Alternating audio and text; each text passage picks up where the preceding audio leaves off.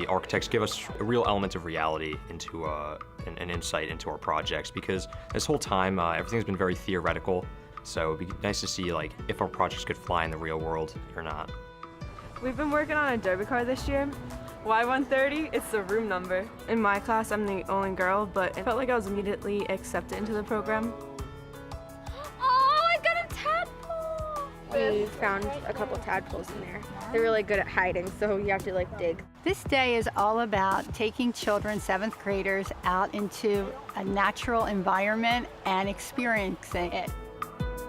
2, 3, sing!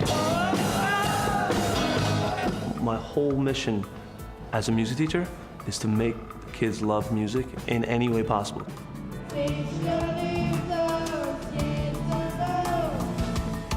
Hi everyone, I'm Marie Bliston, back with another episode of Classroom Close-Up New Jersey. As host of this show, I get to talk with students in schools all over the state. Hi guys. Hi. It's one of the most exciting things that I love about this job. Usually the topic of careers comes up. All of their lives, children are asked what they want to be when they grow up. High school is a great time to research career options. Sometimes kids are surprised to learn that we have as much need for builders and automotive technicians as we have for doctors and teachers. So educators are providing ways for young people to explore a wide variety of careers. On this episode of Classroom Close-Up, we'll begin with an architectural review. We liked the idea of having something on the roof, and the garden came up later in the mock-up process, and we were hoping to put some solar panels on it. We created a curved house with a giant glass wall in the back. It's certainly unique and abstract compared to most houses. There was a hill on the land, so we had to integrate that in, so we built these retaining rock walls to incorporate that in and make it look better. We want to be going into architecture or engineering, so learning what people expect now when we're 17, 18 is really important for when we're looking for jobs later in life. The Architectural Review Night is a tremendous benefit for all the students who participate in it, because we have outside architects, mostly alumnus of Northern Highlands, that come in and they give the students feedback. The feedback that they're getting from the professionals is something I can't give them. I'm their teacher, I can give them one perspective of things, but when we have true professionals come in to speak to them, that's tremendous. My past students who have gone through this, they have told me that this has been one of the highlights of their educational careers. For this project, we kind of started right in September, right in the beginning of the year. He started teaching us about all of these different architectural concepts and all these various architectural styles. We then moved on to coming up with our own designs and coming up with our own plans. And this is a lot of the actual hard work that you see, but some stuff that you don't see is we actually spent, I couldn't even tell you how many hours sitting down on AutoCAD and all these different programs trying to come up with the floor plans and the plumbing plans and the electrical plans. It was a solid 10 months of work. This is for the inside. This switch, okay, you have it here. Right, so this light should be over here somewhere. The class overall studies residential architecture, and they study the aspects from the plot plan, to landscape plan, to floor plans, electrical, plumbing, all the construction materials. They do vertical wall sections. We do roof designs, roof pitchings, load calculations, which is a structural engineering concept.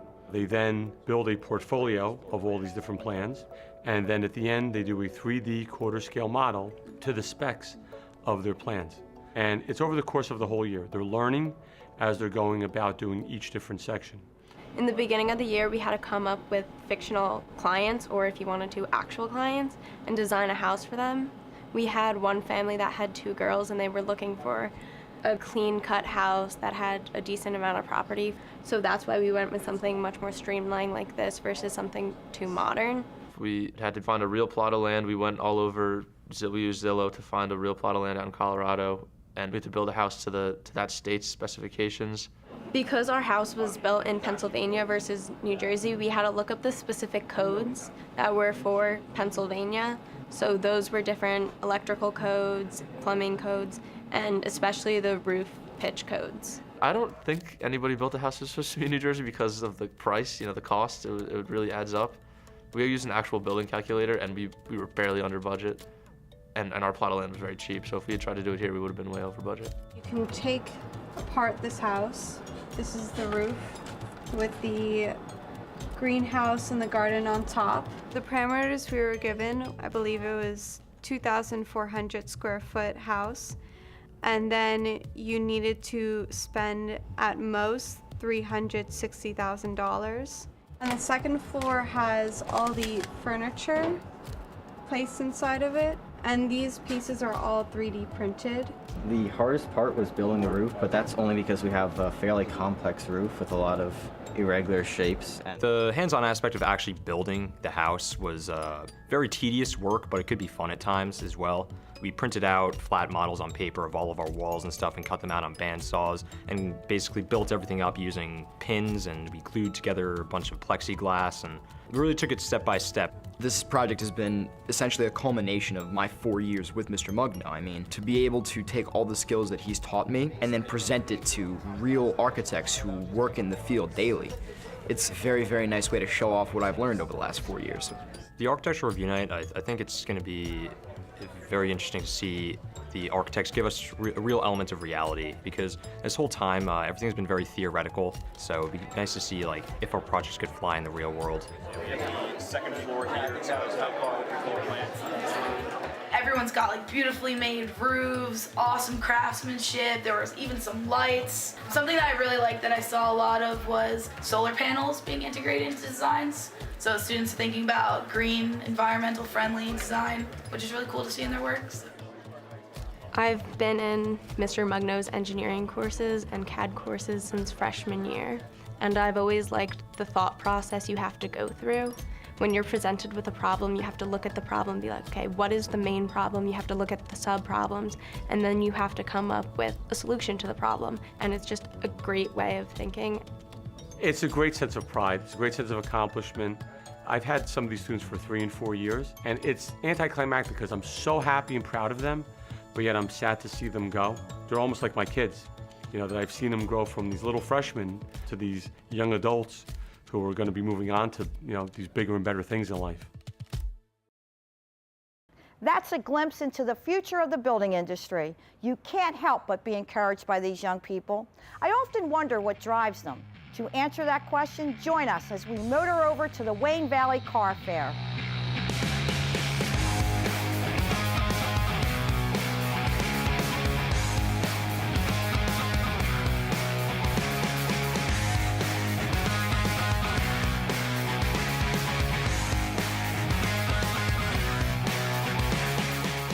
Tonight's event started about 7 years ago as a career fair. How it's changed for the students is now, instead of just those 4 or 5 people that they talked to at that first career fair, they're going to talk to probably 50 people tonight that can help them with their careers. The car fair is run by students in the Automotive Technology program at Wayne Valley High School and Wayne Hills High School.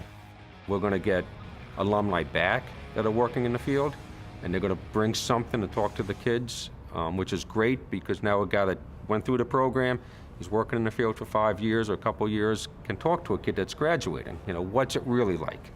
There'll also be other businesses that may not be auto mechanics, but mechanical type stuff. So any kid with an auto background and the safety and the tools and the workplace skills, maybe doesn't want to be an auto mechanic, but might want to be an electrician or a plumber. We try to bring a little bit of everything. They'll talk to a representative maybe from the county sheriff's department, and they'll ask who fixes the police cars. And all of a sudden a light bulb goes on, says I could work in the motor pool at the county sheriff's department fixing police cars. Or there's a large truck dealership that'll be here tonight, and they'll see what it would take to be a diesel technician. So it just grew into this huge event that we have now. I'm a Wayne Valley High School alumni, and I always come back to the auto shop to keep helping out whenever I can. Very fond memories here. It was what helped me get through high school. I spent like 9 periods a day in here. Roll the car forward now. In our program, what we try to do is to get the students prepared so they could be entry-level technicians. The ideal situation for us is that a student comes with us in 9th grade and stays all the way through 12th grade, because then they'll start with the theory, how cars work, how engines work, how to brake stop a car, and as they progress on, They take the theory part of it and then put it into practice. We do some work in the shop with the cars. They can then take those skills and then go out and put them to work in the field as they start their careers. Everything looks perfect on it. Meanwhile, back at the car fair, Mr. Bergen and former student Fabian chat with Marie and future Classroom Close-Up host Sean Spiller. You went to 4 years here through the automotive program, thinking you're going to become an auto mechanic. That's right. And then what happened? So after, I got my job maybe sophomore, junior year as an auto mechanic, I took that knowledge, the technical aspect, and then actually pursued that further to be an engineer, which is what I'm going to school for now. So you find the application from the auto mechanics classes into your engineering career. Yeah, the auto shop program is an excellent, excellent program. I cannot stress that enough. That is the most life-changing aspect of my educational career. We've been working on a derby car this year. Y130, it's the room number. In my class, I'm the only girl, but it felt like I was immediately accepted into the program because all the guys are really nice and helpful. Yeah, so many doctors and lawyers, and how can their cars that are like millions of dollars get fixed? So in life, we kind of need mechanics. I've been in the program for 4 years. If you're going into the automotive industry, this is basically where your future is going to start. It gives you basic building blocks to help you succeed in the future. For mechanics, ASE, Automotive Service Excellence, is the certification for a mechanic. If I'd like to be a mechanic, I'd like to show them a good mechanic, I'm going to get ASE certified. NATEF is the educational component to ASE. So our program is NATEF certified. It's a very rigorous test. So tonight, the kids that passed, they're going to get their certificates. Christine.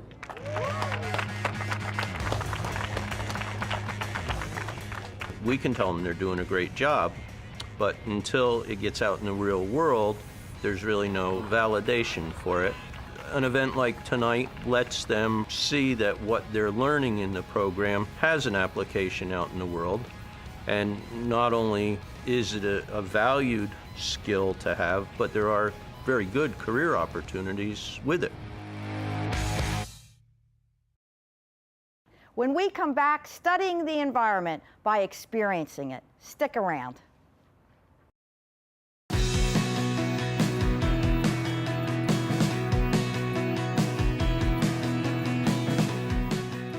My special education students are so creative that sometimes their ideas are way better than everybody else's, because for so long they've been failing with book learning. They're just not good at it. They're not good at that part of school. But if you tell them build a 10-foot high tower out of popsicle sticks, they'll be the first ones done, and it'll be the most beautiful structure in the world. So it's amazing what happens in there, and I'm so proud to be in that classroom.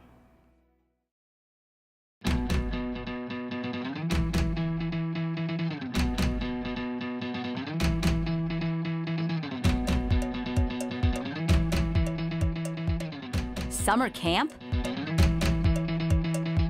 Think again. It's Scotland Run Day. This day is all about taking children, 7th graders, out into a natural environment and experiencing it. Some children just don't have the opportunity to think about nature and how important it is and how wonderful it is. 7th grade science teacher Carolyn Grasso is giving her students that opportunity and trying to connect them with nature. We are absolutely trying to connect young people with nature because the health of the planet and your awareness of nature is the essence, I think, of life. It's so important not to abuse nature, to be aware and cognizant of what's available and what part you play in it. So I think this is just an incredible opportunity to experience that. Guys can wander around, take a look at the Nature Center here, and then we're going to gather together on the floor here and talk about it. The Nature Center has a lot of different animals, and they are stuffed, some of them, and the kids find that fascinating about the anatomy of them and the physiology and how they fit into the ecosystem. So it's good to see them. I know when they're outside, they're here looking, But you can take and explain the relationships and how the ecosystem and the ecology works and the food web works just by going in there and talking about that. And that happens sometimes to some of the birds of prey. You know, they eat the fish, and what they call biomagnification, and any poisons in the fish, you know, get kind of built up, and sometimes it poisons the birds. And they have the lake study available. This is basically a nursery along the lake shores where all the little babies are hiding out, the baby fish, the baby turtles, because they know. It's interesting because freshwater and freshwater ecology is part of the next generation of science standards. And we emphasize this in school, that this is what you need to know about freshwater and how critical it is. But to actually come and experience it out here, I think they do really appreciate it. To know that, wow, I can see this up close. It's not something far away. It's in my backyard. Oh, I got a tadpole! We found a couple tadpoles in there. They're really good at hiding, so you have to like dig. The students get to go into the mucky part of the lake, pull out macro-invertebrates, which they don't know too much about, and learn that you can determine the quality of the water just by looking at the types of macro-invertebrates that you find there. And then they become beautiful dragonflies on the wing to eat up the bad mosquitoes. It's pretty cool to touch what lives beneath the water, but sometimes it's nice just to sit back and observe what's above it. We think that art is critical in appreciating nature. I think if you have the ability to explore nature, you have a greater appreciation of all things. And you can see how it's important that everything works together. If one part of the ecosystem is affected, then the whole part is affected. I am an environmentalist. I have a degree in environmental science, and I teach science now, and I just feel that this is wonderful. Something they couldn't experience just staying in school. And that line represents the other side of the lake, okay? So if you're pointing at the other side of the lake and you were to bring your arm down to where you are, all those things in between, you and the other side of the lake go below that line, okay? Not too far from where these artists are drawing with the color green, the Logan Township Middle School's very own eco-friendly band is singing about it. It's good to be green, so good to be green. And if you've noticed the music songs, the songs that they're singing all have an environmental twist to them. Paradise, put up a parking lot. Ooh, ba, ba, ba, ooh. The people who are playing the music are not our music teachers. They're just people who have an interest in music, and they're teachers in the school, and one of them is our maintenance staff. So he volunteers his time. He takes the day off to come here and be part of the group. So I think that's amazing. Damager, ready? Yeah. The rack is ready? Yeah. The other people are all staff members, and I recruit them and ask them if they would please come on the trip to do the games and to do the music and to do the art. And the kayaking we just started, and I think it really adds a nice element to the trip. 3 years ago when we started kayaking, I'm like, you have to help me with the station. And we worked together every day, and she was a little bit hesitant, but what happened? But now this is my station and no one's taking it away from me. And you're not going to go any further than the fallen dead tree. They just love being out on the water. Just the fact that they can feel and glide and they have control, they just love it. I'm liking kayaking so far. And the lake study was pretty cool too. I thought it was really fun. Especially the kayaking. Yeah. What kid doesn't love playing games outside? So that's part of the whole experience also. That, look, here's a big field. You don't have to play video games inside. You can come out and play, be with your friends, and just enjoy the experience of being outside. I also like the fact that today, people, maybe on the ride over, they were connected with their technology. You know, they had their cell phones, they were listening to their music. But when they get here, they put those down. They're involved with the activities. They're not out there connected to anything but just each other and themselves. So what could be better than that? And they're learning a lot. They just are absorbing it, and it's wonderful.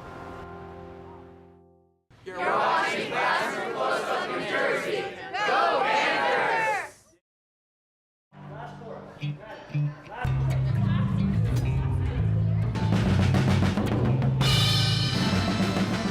let's just play the whole song. End it however you think you're supposed to, and then we'll correct it after that, okay? Start from the Jesse Ryan's love of music is undeniable. 1, 2, 3. My whole mission as a music teacher is to make kids love music in any way possible. Stop. Maddie, you're gonna just Before Jesse became a teacher, he played in a rock band that toured the U.S. and Japan. You jog, don't sprint, just jog. But this School of Rock type program he created has become his passion. And then you bounce back, and you just switch. This year, the name of the band is called Static. That's the 8th grade performance class. We're putting on a concert tonight, and it's a year-long class, and we work on all aspects of performing, arranging, and we work on arranging the set, too, like how to put on a show, how to take the audience on a roller coaster ride. I'm not one to say, oh, I'm so proud of this because this is so great, but I usually feel that inside, like that this is something special. Like these kids look professional. Yeah, because you are being a complete, utter ham. Like you're like, yeah, it's all mine. I'm the, you know. When we first started, we didn't have a title for the concert, so I was looking for a logo. I saw Back in Black, AC/DC. I saw it somewhere, and I said, oh, what if we just put N Gold? Because that's our school colors. And it stuck, and it's been here for 9 years. But this concert didn't start out as a talent showcase. In that first year, we started 2 of our students. There was a tragedy. They got hit by a car. 7th graders Kevin Clausen and Graham Preston died as a result of the accident. They were walking home from skateboarding. I got a call from my daughter who was working, and she said, "Where's Graham?" And I was like, "I don't know, where is Graham? I'm looking for him. I was supposed to pick him up at Kevin's." And then she burst into tears. They were struck by a car right in front of her best friend's house. They were just discovering, that connection to music. And like Graham was like into Pink Floyd and into all these cool 70s groups, and Each year, in memory of Kevin and Graham, donations from the concert are used to help local families and organizations in need. The tragedy turns into paying it forward and to try to do something to honor the spirit. And the whole school community gets involved. So it was also nice for the teachers and for the students because it was a healing thing. He taught us so much in his life, and his passing has just been a continuation of that. To produce this show and then have an event to benefit others, which I can't think of a greater message, I love it. I love it. 1, 2, 3, 4.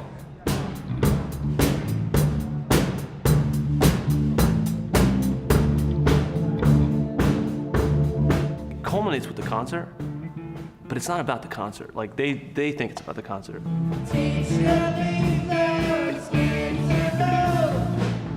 They get this confidence as they go, and I think that's what it's about, is them realizing, you know what, we didn't think we could do it, and we did it. When I used to play guitar, I used to just sit like that, and now I move around, jump off things, and get joy out of performing. You can't be just sitting like this. You have to be. Mr. Ryan is a great leader. He really wants to help guide us because he knows that we would kind of struggle on our own, I guess. And also he's really patient. Yes! But your shoulders are still turned to this way. I critique him and I critique him and I critique him. I try to love him up, but I'm pretty tough on him. I push him. Keyboard!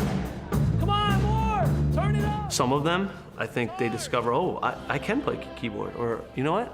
I could be in a band if I want to. Some of them are already there and they discover I can lead a band. Don't care, it hurts. You have to have ideas. It doesn't even matter necessarily if you're a good player. You have to be creative. You have to contribute. Sometimes I let go of the wheel and I see where we go. And a lot of parts of that ride are very nerve-wracking because there's times where it's like, we're not getting anywhere. But all of a sudden, as time goes, it's like a piece of clay and we just start shaping. We gotta get to express ourselves. because like through music, like we can like share our music tastes. We kind of all just kind of come together with music. It's basically like the start of a career, I guess. Like if we want to do this in the future, it's a start. It's kind of like a family now because we practice so much and we're always with each other all the time. This is a group project. It's hard to do. We sort of like throw them together and say, you're a band. Mr. Ryan has changed my life with music. He was a person who actually made me feel more confident in music. And the next year when I went to high school, I joined a 70s and 80s cover rock band. I think that stems from this rock program here, so it's very influential to me. I know how tough school is for them and trying to fit in and all that stuff. So as a teacher, I try to provide a safe place where they can be turned on to the beauty of music. And some of them, I think, it gives them an identity, kids that don't fit, and now they fit. So I'm pretty proud of that this year, especially.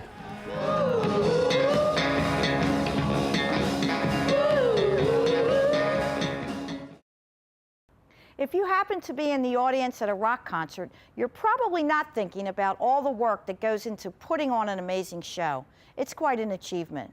In fact, whether it's a concert or an architectural review or one day in nature or a car fair, keep in mind how hard all these students work the entire school year and what it means to them to showcase what they've learned.